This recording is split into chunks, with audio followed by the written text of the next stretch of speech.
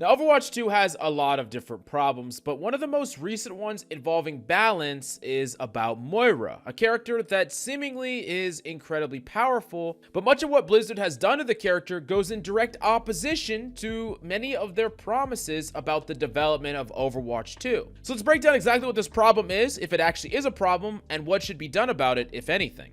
Now, Moira is a very unique support because out of every single support in the roster, she doesn't really have any utility, or at least not in the traditional sense. She can damage and she can heal, but she has no complex utility like speed boost, discord, resurrect, or anything in between. Moira is a two-trick pony. Now, this means that oftentimes the correct way to play this character is by relying a lot on your damage, and that's what this character can do, and can do very well. Moira has proven herself to be very powerful in ranked, not only just completely dominant in the metal ranks of play, but even climbing all the way up to Grandmaster. Consistent play on this character is seen, and we're even seeing some pro play with Moira in it. And honestly, it's not crazy strange to have a character that doesn't have complex utility. I think Widowmaker, while not to the same extent, has all of her power levels centered around her primary fire, and both of those other bits of utility are mainly meant to protect her so that her primary fire is more effective, so it's kind of similar in that regard. But Moira is a unique case primarily due to the fact that this character doesn't require much mechanical skill at all. In fact, it requires almost none.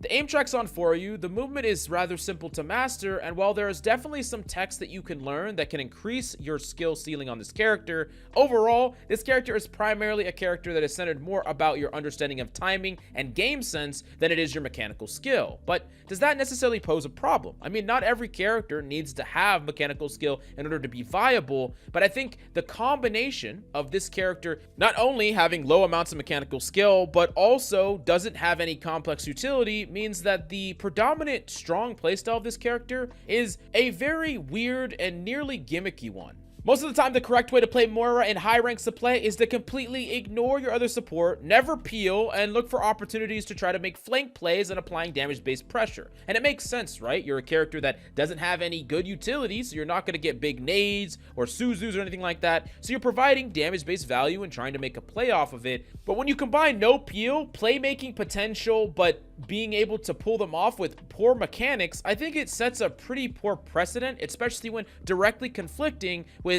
Overwatch's developers stating that Overwatch 2 would favor a higher level of mechanical skill and have a more linear progression as you climb the ranks to characters that do increase that mechanical skill. So while it doesn't always perfectly matter, there will be some amount of increase linear to how high in rank you are to how much mechanics do matter. It's still a fundamental core, and it shouldn't be something that's completely neglected, especially when it's centered around a very aggressive, duel-heavy playstyle. And the problem with Moira in particular is that the skill floor on this character, or the way to get a lot of value, is really, really low. Like, someone could just pick up this character and already get a ton of value in comparison to a lot of other characters because this character is rather easy to pick up. Super low skill floor, so most players in the lowest ranks of play would just have more value on this character than any other support. And then you would think that as people get mechanical mastery and positional mastery on these other characters, then all of a sudden Moira would fall down so that her pick rate and win rate would drop off the cliff when you get to Masters and Grandmaster, and she would be a character that is really good when people don't have good mechanical skill, but is punished as people climb. But that's not really what we're seeing. We're seeing this character still being dominant in ranks of play far beyond what was actually something that was realistic back in even Overwatch 1, which is strange when Overwatch 2 pushes this game to a more mechanically focused direction, and then you're rewarding a character that not only gets to neglect mechanics, but also positioning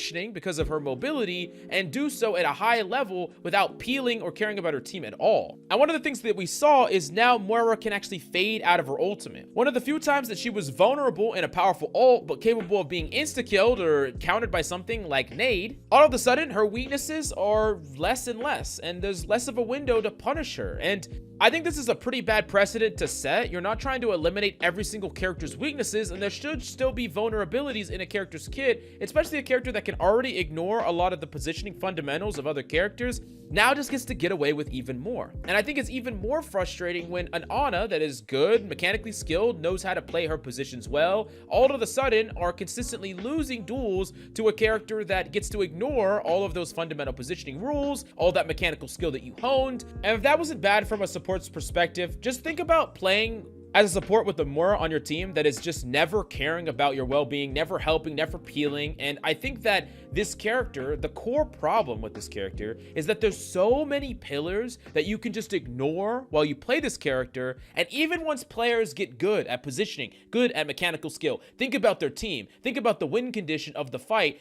A Moira should not be able to not do any of that or not think about any of that and get equal or even more value to people that are. So if it was up to me, which it's not, but I would have two things happen to this character. One, you rework this character in a way that makes it so there's a more linear increase in value as you climb the ranks. There's ways to have skill expression with clear weaknesses and clear strengths. It would make this character a lot different than she is right now, but it would at the very least justify this character to be established in high ranks and pro play from a power level perspective, because that player would have earned it in a way that every other character has to earn it in one way or another. But the second thing that you could do is just make it so this character falls off at a certain level. Basically, as a lot of other supports get better and better with their utility use, their positioning, their mechanical skill, and DPS and tanks get better and better at punishing Moira's movement and punishing her based on her cooldowns, the character becomes weaker and weaker. And it's not only a character that can be used to help people improve, because once you can learn to punish Moira's, you're gonna climb, but it can also be a character that you can graduate from as a support player. You play for a certain amount of time, and then you establish yourself in other characters as you learned proper timing, you learned the context for the game, you learned other things about the game as a whole, and increased your game sense. This means that once you started to hit low masters, this character would start to teeter off until it didn't really see that much play and viability unless you were very unique and cracked at this character, finding weird ways to make this character work in a meta, but you would be an anomaly, not something that was done at a exponential pace that seems to be growing patch after patch.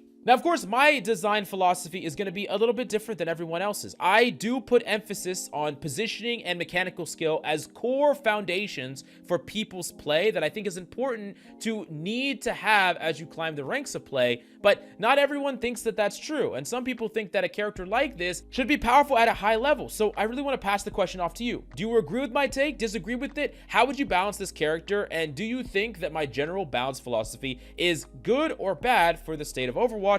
Definitely let me know in the comments down below, and smash the like, subscribe if you enjoy the content, and I'll see you next time.